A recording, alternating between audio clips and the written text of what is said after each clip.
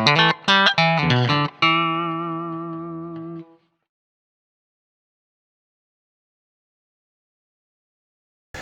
gue Aris. Video kali ini gue pengen bikin video rekomendasi lagi. Setelah beberapa waktu lalu gue udah pernah bikin upload video soal rekomendasi brand denim.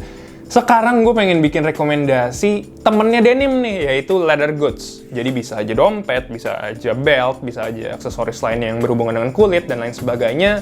Gue mau bikin rekomendasi itu juga. Dan yang nanti akan gue sebutkan nggak melulu soal dompet atau belt ya, tapi bener-bener sebuah brand yang mungkin di dalamnya itu ada beberapa produk-produk kulitnya lah, yang kira-kira kalau misalkan gue pribadi sekarang mau membeli sebuah leather goods, mungkin 5 brand ini yang dalam kondisi ini terpikirkan oleh gue.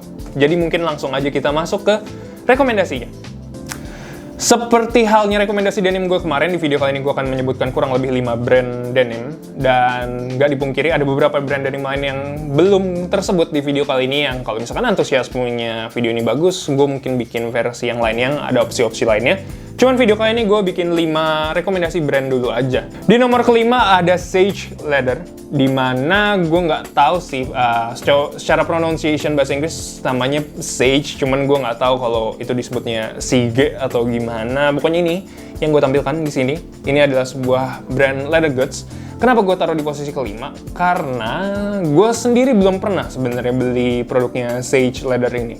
Cuman gue melihat beberapa varian dari kulit-kulit yang ditawarkannya itu macem-macem. Dalam hal ini secara visual, warnanya itu banyak opsinya banget. Ada yang kayak warna burgundy, ada yang warnanya agak olive, kehijau-hijauan kayak gitu, ada yang warnanya biru. Yang nggak begitu umum gue temukan di beberapa brand leather goods lainnya ya. Kenapa gue posisikan di posisi kelima? Karena dari yang tadi gue sebutkan, kayak warna-warna yang banyak banget opsinya, terus ada beberapa detail lain kayak buckle pada belt dan lain sebagainya, bikin gue kayaknya kalau misalkan lagi pengen leather goods yang warnanya nggak begitu umum ya, yang mungkin nggak selalu gue dapatkan di brand leather goods lainnya, gue kayaknya akan coba ngeliat brand ini sih. Siapa tahu ada warna yang cocok yang gue pengen. Itu sih kenapa gue taruh Sage Leather ini di posisi kelima.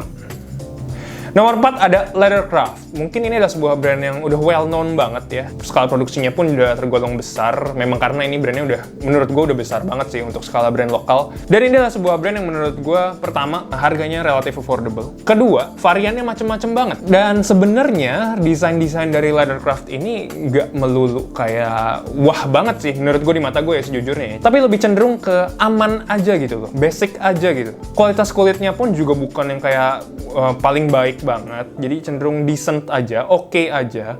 Desainnya pun juga ya oke aja, aman aja. Tapi harganya memang sangat affordable dan variannya banyak banget. Bahkan sampai ada boots-nya juga. Mungkin ini adalah satu-satunya brand leather goods yang sampai ada varian produknya itu boots. Mungkin menurut gue brand ini produk-produknya itu nggak yang outstanding banget, kayak mungkin kalian pakai dompet nih terus lagi keluarin dompet, mungkin agak nggak begitu sering orang nanya, wah dompetnya brand apa tuh gitu. Karena menurut gue ya desainnya sangat basic gitu, sangat aman gitu. Tapi buat gue ini malah jadi sebuah selling point, karena kalau misalkan gue pribadi nih ya, mau kasih kado gitu misalkan ke temen gue atau gimana, sebuah dompet kulit, sebuah ikat pinggang kulit gitu ya. Kan gue nggak tahu nih temen gue kira-kira sukanya yang model gimana, yang kayak gimana-gimana. Yang ada di benak gue daripada 5 yang akan gue sebutkan nanti ini, menurut gue opsi yang paling aman adalah si Leathercraft ini. Karena menurut gue ini adalah sebuah brand yang kayaknya kalau misalkan kita kasih kado gitu ya, kayaknya sangat kecil kemungkinan orang itu nggak suka deh. Karena memang desainnya sangat aman dan kualitasnya juga oke sih menurut gue. Dan harganya affordable, itu sih menurut gue kenapa gue taruh Leathercraft di posisi keempat. Nomor 3 ada Show Your Hem, dimana sebenarnya gue sejujurnya tertarik sama brand ini tuh belum begitu lama. Gue tertarik pertama kali karena gue melihat salah satu produk ikat pinggangnya, leather beltnya, yaitu yang studded leather beltnya itu, dan menurut gue keren banget. Cenderung mungkin ya lebih pricey sih mungkin daripada nomor 4 dan nomor 5 yang tadi gue sebutkan. Cuman gue ngelihat memang wajar sih harganya mungkin lebih mahal. Gue sendiri belum kebeli ya sampai sekarang, mungkin itu masih di wishlist gue. Cuman studded beltnya itu menurut gue keren banget. Sekarang kalau misalkan gue lagi kepikiran pengen beli belt, pasti Show Your Hem adalah opsi pertama yang kepikiran di kepala gue sih. Itu sih kenapa gue taruh Show Your Hem ini di posisi ketiga, karena gue pribadi aja masih kepikiran jadiin wishlist leather beltnya. Mungkin itu juga bisa bikin kalian masukin ke wishlist kalian dengan adanya referensi ini sih. Nomor 2 ada Voyage Leather Goods. Kayaknya ini adalah sebuah brand yang udah well known banget sih daripada 5 yang akan gue sebutkan ini. Memang dari pertama gue tahu soal per leather goods pun ya yang gue tahu pertama kali adalah Voyage. Sebuah brand yang memang reputasinya udah baik banget di brand lokal. Kalau misalkan kalian adalah seseorang yang cenderung agak skeptis ya, kayak wah gue pengen beli sebuah produk tapi takutnya tidak begitu menjawab ekspektasi gue yang perfeksionis gitu ya. Gue rasa Voyage bisa banget jadi solusi buat kalian. Gue pribadi sampai sekarang belum pakai sih produknya Voyage. Cuman teman-teman gue lumayan banyak yang pakai Voyage. Memang sih kalau dibandingkan ke yang lain ya, produknya Voyage itu cenderung agak pricey. Tapi sejauh ini gue belum pernah ketemu dengan teman gue yang pakai produknya Voyage dan kecewa gitu. Sejauh ini mereka semua puas. Jadi gue rasa di balik harganya yang cukup pricey itu ada kualitas yang dibayarkan sih. Jadi menurut gue kalau kalian ya cenderung kayak gitu, punya budget yang lumayan agak cukup dan pengen yang aman dan terjamin banget gitu ya, mungkin Voyage sih. Dan aksesnya juga lumayan banyak sih karena retailernya ada beberapa gitu sih setahu gue. Apalagi kalau kalian tinggal di Jakarta, gampang banget kalian bisa cari produk-produknya Voyage.